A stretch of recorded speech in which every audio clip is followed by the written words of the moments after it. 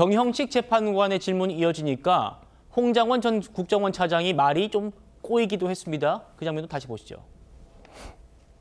검거를 요청, 위치 추적과 이렇게 돼 있어요. 그 위치 추적을 하면서 저희들 그 검거를 좀 지원해 주십시오. 검거의 요청이 있었다. 뭐 그런 의미로 그 말은 검찰 조사에서도 얘기하지 않았잖아요. 검거를 요청했다는 말은 하지 않은 것 같은데. 여인영 사령관이 검거를 요청했어요? 검거해달라고 여인영 사령관이 굳이 얘기할 필요가 없잖아요. 자기들이 검거하러 나가 있는데 왜 국정원이 체포를 하러 다녀요? 체포할 인원이 있어요? 국정원에? 국정원이 수사권이 없기 때문에 그 체포를 할 수 있는 권한이 없죠. 그러면 거기다가 위치 추적, 지원 이런 식으로 적어놓는 게 맞지 않아요? 저도 깊은 생각을 하면서 적은 것이 아니라 생각되는 대로 그냥 갈겨 쓴 부분이기 때문에 약간 다소 합리적이지 않게 적어놨던 부분 인정하겠습니다. 검거 지원 요청이라고 안 쓰고 검거 요청이라고 써요. 제가 이제 공문서를 작성한 게 아니지 않습니까? 그러면 왜 작성해놨어요? 제가 나름대로 그 상황을 기억하기 위해서 메모해 놓은 거죠. 그럼 정확하게 기재를 해야죠. 예, 정확하게 기재 못해서 죄송합니다.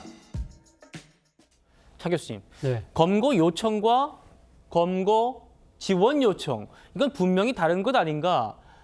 이걸 또 정형식 재판관이 질문에서 끄집어냈습니다. 이 모습도 어떻게 보셨습니까? 뭐 정형식 재판관 입장에서는 저는 의문을 가지고 꼬치꼬치 캐물어 볼 수 있다는 생각이 듭니다.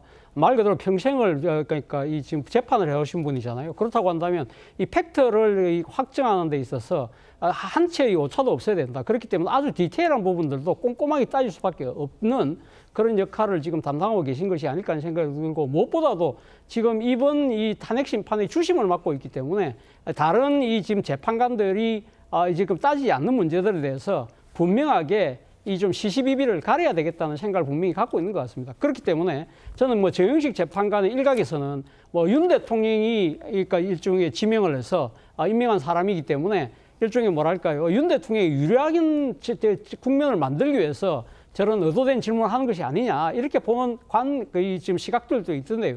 저는 그렇게 보고 싶지는 않습니다. 앞서 제가 말씀드린 대로 재판을 진행하는 이 재판관의 입장에서 한치의 오차도 없이 명명백백하게 이 지금 팩트를 제대로 밝혀내겠다는 그런 의지로 보이는 것이고요. 그러나 이 지금 어제 각종건 특전사령관 그리고 그 이전에 홍장원 전 국정원 차장과의 문답 과정에서 뭐 약간의 오차는 있고 나름대로 하니까 지금 정인들의 입장에서는 상당히 비법률 전문가들이잖아요. 그러다 보니까 또 그리고 사실 당시 비상계엄 당시에 상당히 경황이 없었기 때문에 그때 당시의 기억들이 완전하게 이렇게 뭐랄까요, 조리 있게 다 정리가 되지 않은 상태이기 때문에 저런 식의 착오성이 있는 발언들을 할 수는 있다고 봅니다만 그렇다고 해서 사안의 본질은 저는 뭐 그렇게 크게 바뀔 가능성은 없지 않을까라는 생각이 듭니다. 알겠습니다. 지켜보도록 하겠고요.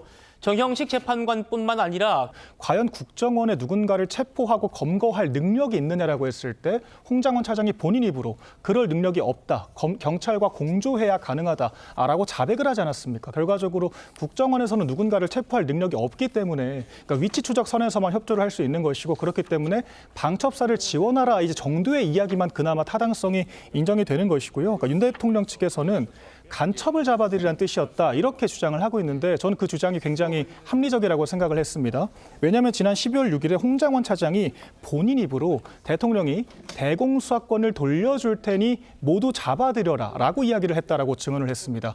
대공수사권과 국회의원들은 전혀 관련이 없죠. 대공수사권과 관련된 것들은 간첩입니다. 민주당이 국정원으로부터 대공수사권을 박탈해서 경찰에게 이양을 했기 때문에 현재 국정원이 정상적으로 간첩 수사를 하지 못하는 상태이고요. 그러니까 윤 대통령의 말을 맥락상 홍장원 차장의 증언과 결부해서 보면은 결과적으로 비상계엄 직후 행정부가 정상화되면 대공수사권이 회복이 될 테니까 그때부터 간첩 수사를 제대로 해라. 이런 주장을 한 것으로 보는 게 매우 합리적이라고 보이거든요. 실제로 현재 창원 간첩 사건이라거나 작년만 해도 이제 민노총의 전직 간부가 간첩 활동을 하다 15년형을 받지 않았습니까? 그런 맥락에서 윤 대통령이 대국민 담화에서도 얘기했던 간첩과 이 반국가 세력에 대해서 얘기한 것과 전부 일맥상통하는 내용이기 때문에 홍장원 차장에게 국회의원을 잡아들이라고 했다라는 것은 전혀 앞뒤가 안 맞는 주장이라고 생각을 하고요. 그렇기 때문에 현재 이 사태를 끌고 온 탄핵 사태를 끌고 온 가장 핵심적인 역할을 했던 홍장원 차장의 주장이 총체적으로 흔들리면서 국민의힘에서 저런 주장까지 나오고 있는 것으로 보입니다. 다시 한번 정리해 보죠. 홍장원 전 차장은 이렇게 말합니다. 여인영 방첩사령관이 나한테 전화가 와가지고 우리가 지금 국회에 봉쇄하고 있다. 도와달라. 우리 체포조, 방첩사 체포조가 나가 있는데 소재 파악이 안 된다. 이렇게 말했다는 거예요. 자, 그런데 여인영 사령관 측은 어제 또 이렇게 말합니다. 홍장원과 통화한 시각이 밤 10시 40분에서 50분 사이인데 우리 병력이 출발하는 건 새벽 1시라는 겁니다. 그러면 병력이 국회에 도착하기도 전에 이미 이를 말했다는 거냐? 이거는 시간상의 모순이 있는 것 아니냐? 대통령은요, 직접 앞서 보신 곽종근, 또 지금 보고 계신 홍장원, 이 두 사람을 지목해서 이렇게 주장도 합니다. 들어보시죠. 12월 6일 바로 이 홍장원의 공작과 12월 6일 우리 특전사령관의 김병주 TV 출연부터 바로 이 내란 프레임과 이 탄핵 공작이 저는 시작된 거로 보여지고요. 마치 무슨 대통령을 생각해서 감추는 척하면서 검찰에 가서 대통령에 관련된 얘기를 다 해놨다는 것은 저는 그것도 다분히 어떤 의도가 있다고 볼 수밖에 없습니다. 그래서 이러한 것이 제가 무슨 조서를 본 것도 아닙니다만은 구치소에서 어두워서 그 조서를 읽을 수도 없고 제가 법정에 와서 그저께 상황 오늘 상황을 보니까 이것이 12월 6일부터 시작이 됐구나 하는 생각을 아주 강하게 가질 수밖에 없고요.